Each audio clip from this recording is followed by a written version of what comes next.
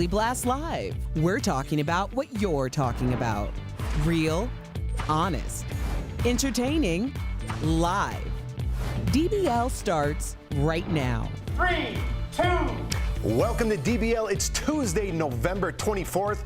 Right off the top, I'm going to say happy birthday to my mom. It's her birthday today. And when I see that, I say happy birthday to my mom. So happy birthday, Mom. It's November 24th. I'm Jeff, here with my friends Erica and Stephanie. How you guys feeling? Like it's your birthday? Good. You guys look not very... as good as if it was my birthday, but I do feel like Erica and I look very festive, don't we? Yeah. Now? I was just going to say that. Shout out to Kira. You guys look very Thanksgiving. We do. Well, it's beginning to look a lot like the holidays. Ooh. Yeah. Especially in Colorado. Yeah. That is very true. Yes, we're skipping that because it's snowing here in Colorado, so it looks like Christmas. So let's get started. A big day for music. The 2021 Grammy nominations were announced earlier today. My boy Justin Bieber is up for 3 awards. Yeah, Biebs, including Best Pop Album and Best Pop Solo Performance for his song Yummy. No surprise here, Taylor Swift is up for a number of Grammys, including Album of the Year for Folklore, and first-time nominee Megan Thee Stallion, let me get it correctly, is up for 4 awards, including Best New Artist and Record of the Year for her song Savage, featuring Beyonce. But a big snub, The Weeknd, there he is without bandages, was completely shut out with 0 nominations. Surprised by that? Megan Thee Stallion absolutely deserves all the accolades. If Savage does not win Song of the Year, it is highway robbery.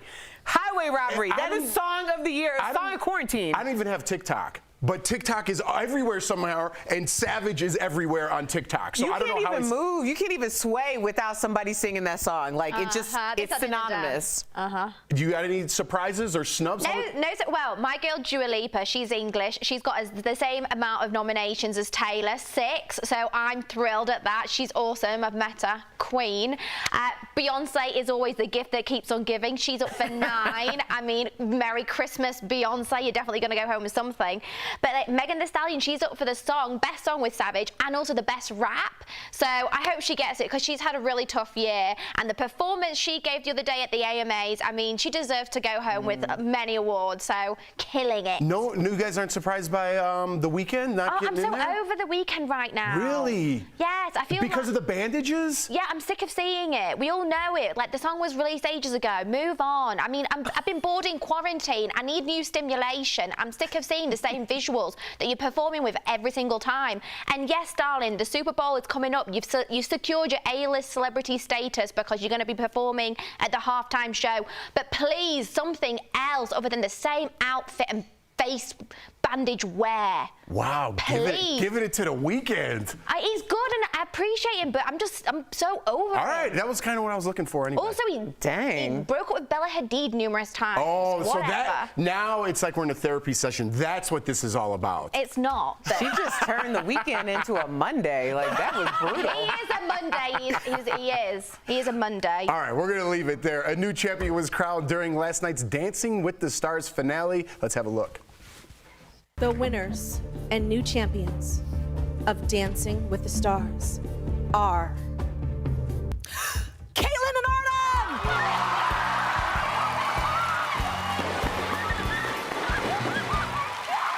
You guys go get that Mirrorball trophy right now and you come back to me, baby.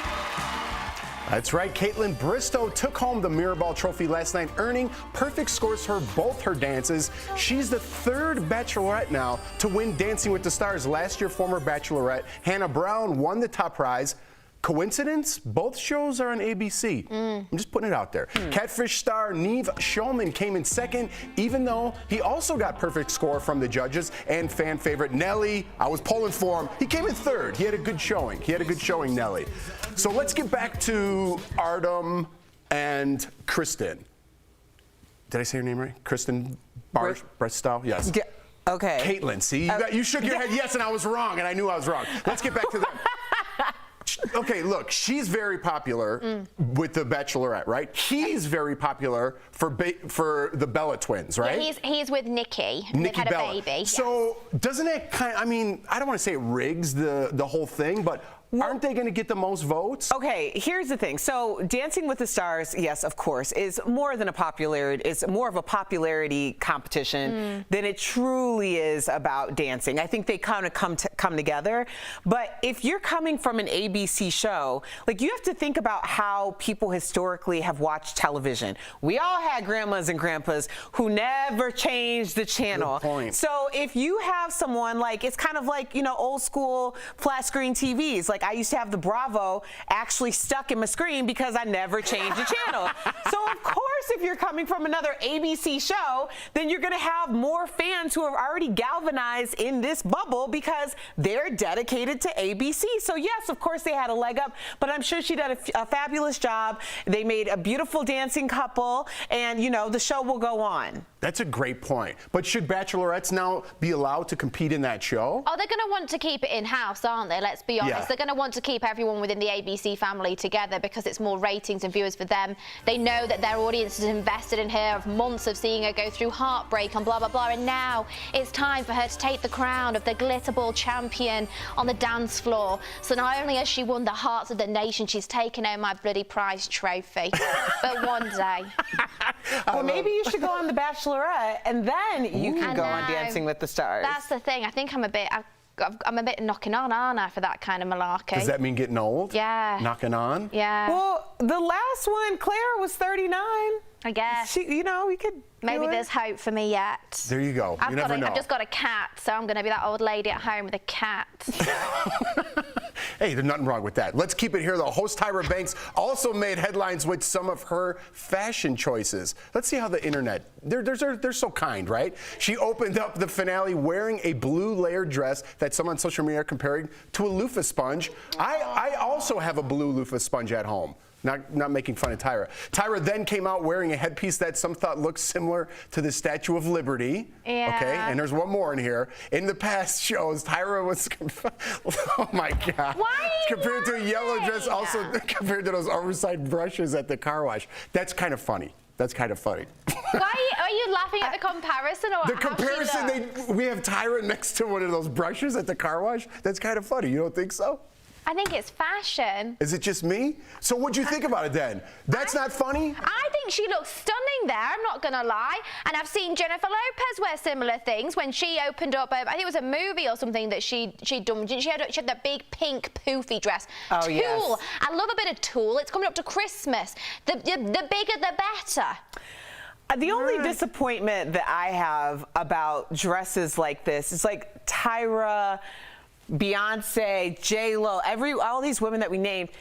I want to see them have their own signature thing. You know, like I feel like in all of those photos, you could just take her out and put anybody in there. You got to think the dresses, you know, like totally. You're absolutely right. But I feel like Tyra is such an icon. Like when I see her in something, I want to be like, that's Tyra. Yeah. Like when I see J-Lo or Beyonce, it's like, that's Beyonce. You know, like that's the only disappointing. Otherwise, the dress is wearing them. They're not wearing the dress. So Does that make sense? Do you guys ever go to like a night out or a big gala or something and like kind of try on one of these big dresses before you go and then change your mind? No. Have you ever thought about wearing a big dress is what I'm saying? I've worn plenty of big dresses, but for me, I like to wear something that at least 30% of the room are going to be like, I don't know about that. Maybe even 50%. You like that? Yes, I always want 30 to all right. 50% of people to be like, I don't know about that. Because then I'm like, okay, well, you said it, so I know I'm doing something right. Oh, see, men, Stephanie, men I think prefer to blend in, right? You wear black tux, black tie, black tux. Are you more of like, you want people to question what you're wearing? I wouldn't want them to, I'm not as bold as Erica. I wouldn't want people to be like, what is she wearing? Like, I'm not sure. But like, I love that. I think she does look beautiful, but I do think it wears her. And I think also when she was wearing the blue dress in particular, the accessories with that were a bit much. She had like these big chandelier, like huge big earrings hanging down, and she's tried to cinch in the waist with a silver belt, but it's kind of hidden. But I mean, it's not the end of the world, is it? It's not terrible. It's definitely not the end of the world. It's funny, though. I like the car wash comparison. Coming up on DBL, actress and singer Kristen Chenoweth. She talks life in lockdown and gives me some hilarious feedback when I try to serenade her. And you have you heard of The Queen's Gambit? This is all the talk now on Netflix. Apparently, everyone is watching it. But what is all the fuss about? We're going to talk about it.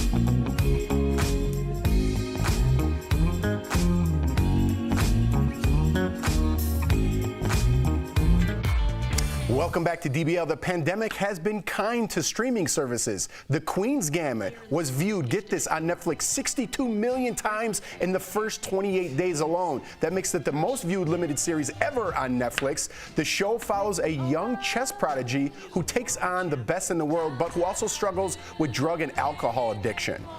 See, by being... Listen, it's on my list. I want to watch it, but that little thing alone and her looking out the window and she's a chess prodigy, it doesn't captivate me. Honestly, Jeff, I binged watched this hard. I know nothing about chess. I don't know about, what did I even say? Match or whatever. What's it called? Checkmate. Checkmate.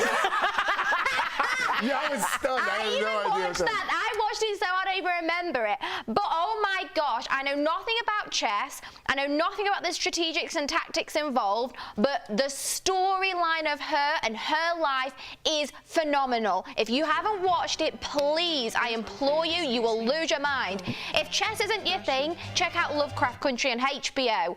Blew my mind also. Journey. Lovecraft Country on HBO. Mm-hmm. That's another one to watch over the holidays. Phenomenal. Bit of sci-fi, bit of history. It's an amalgamation of many different forms, which I love.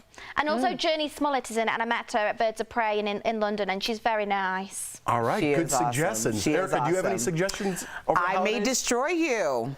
I May Destroy You. Oh, I thought you were talking about me. I thought you were going to say, I'm going to destroy you. Yeah, no. This show, first of all, just a disclaimer, if you are someone who has had experienced sexual assault, this might be very triggering, but it's also very cathartic. It is very healing. It will provoke conversations. It's so brilliantly done. This queen decided to walk away from a major contract in order to own her own story, and now she has it, and I am here for it, although I can't watch the last one yet, but I'm going to therapy for it. I'm telling you, this is like the series of the year. See, that's a sell. That was Series both of of you the guys year. had good sells. Both of you guys had Cheers, good Jeff. sells. But I am going to go for the clean sweep on HBO. By the way, they have awesome programming.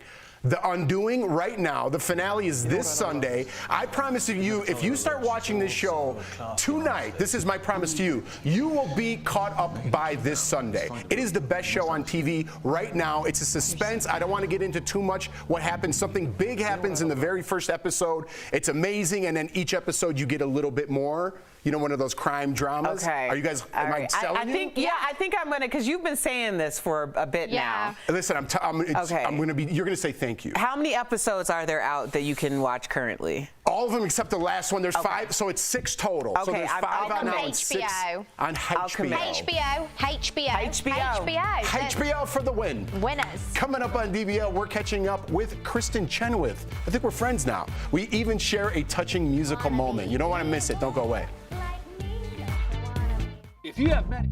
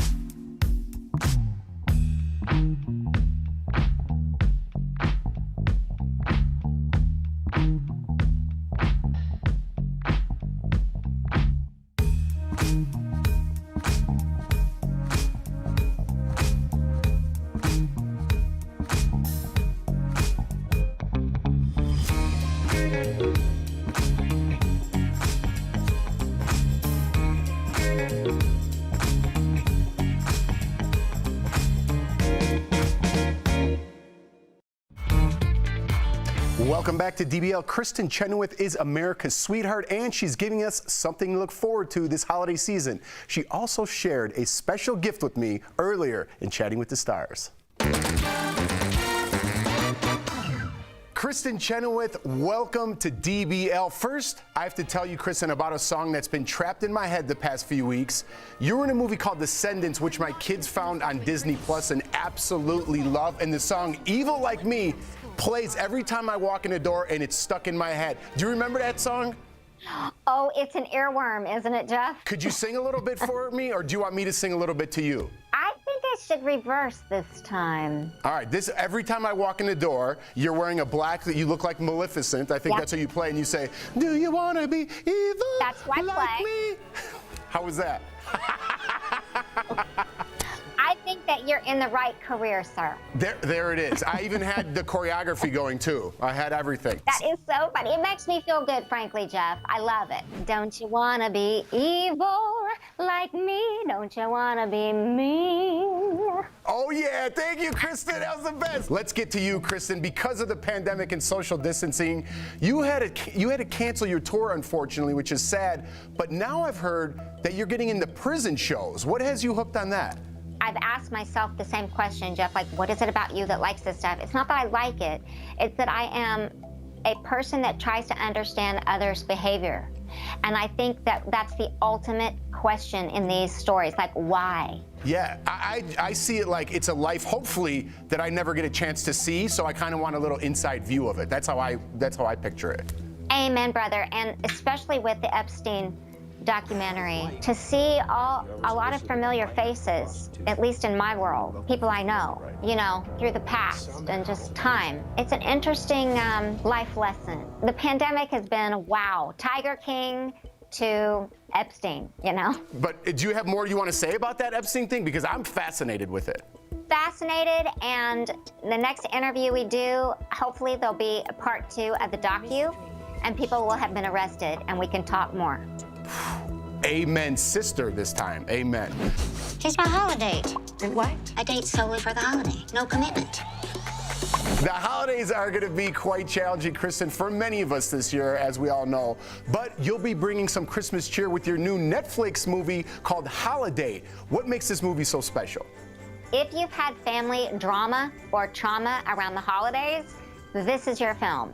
It stars Emma Roberts. I play crazy Aunt Susan, who has her own issues, but she's really fun. And a lot of single people who've chosen their career maybe before marriage will understand this film, as I did for many, many years, about other things being important. And you coming home and why isn't she married? Why isn't she having a baby? Why isn't she living the perfect life? I love it. I love me a good holiday film, and I love anything you're in. So it's going to be fantastic. But before you go, Kristen, I do have to ask you about some holiday snacking tips. Not for me, because I don't need any tips, but for our DBL Nation. I don't know about you, but I'm a big snacker. And at the holidays, at the Chenoweth family, we eat, okay? We don't play around. And a big part of our eating is the appetizers. I'm not a cook, sir. As if people go to www.kellogg'sfamilyrewards.com, you can see some of their ideas at link. It's pretty cool. And DBL Nation, you could check out Holiday on Netflix. Kristen, thank you so much for your time. It was great. Thank you, honey. Be safe. You too, Bye-bye. Kristen. Oh, I love this. We'll be right back, everybody.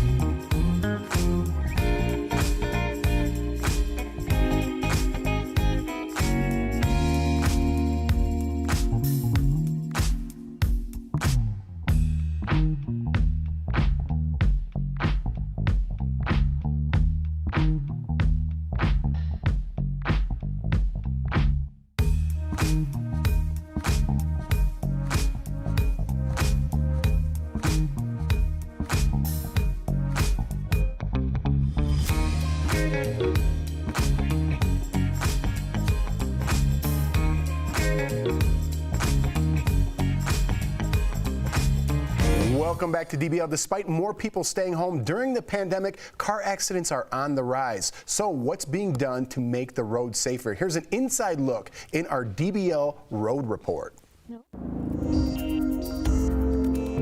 A new report from the National Safety Council shows a 20% spike in deaths across the country. The more minor crashes, those are actually decreasing, which is good.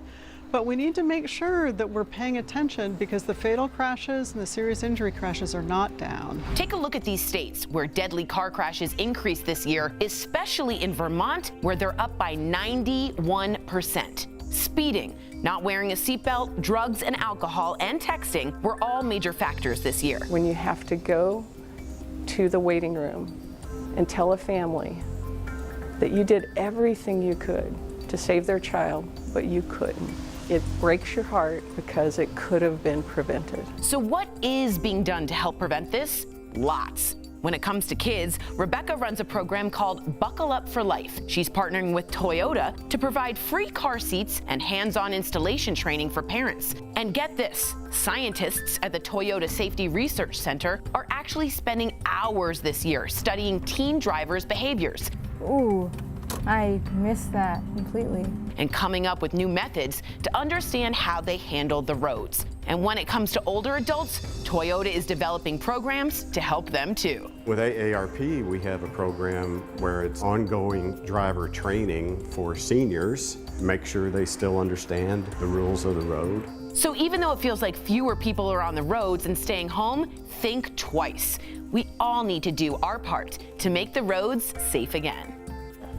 And there are so many programs out there to help educate you on road safety and driving skills. To find the best one for you, visit the link below. Yeah, please do go visit if you're anything like that driver that just cruised on into another car. Good thing they're in a simulator to teach them a little bit, right? Terrible. I feel like, how is this even, how did they even agree to letting that be on camera? Listen, I'd be humiliated for the rest of my life. Stand on the corner and watch how many people you see driving by that are texting. It's a problem. It's a problem. So stay safe out there, everybody. We'll be back tomorrow, same time, same place.